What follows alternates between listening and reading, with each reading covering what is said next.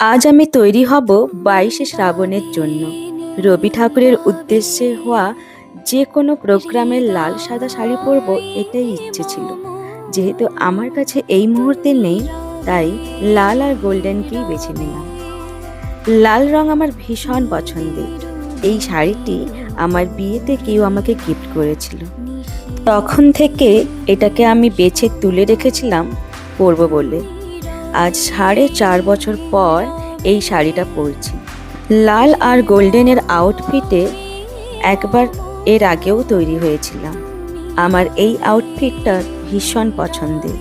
তোমরা কারা কারা এই আউটফিটটা পছন্দ করো, প্লিজ কমেন্ট করে জানিও। মাথায় লাগালাম সাদা ফুল, নিজেকে রবি ঠাকুরের অনুরাগিনী করে তুলতে চাই। আজকে একটু কন্ট্রাস্টে সাজবো ঠিক করেছি, তাই রেড গোল্ডেনের সঙ্গে একটু ব্ল্যাকের টাচ থাকলে ভীষণ ভালো লাগে। এই কথা ভেবে আমাকে দেওয়া আমার ভাইয়ের একটা গিফট অনেক দিন ধরে পড়ে আছে আমার কাছে, 2 বছর ধরে এটাকে ইউজ করিনি।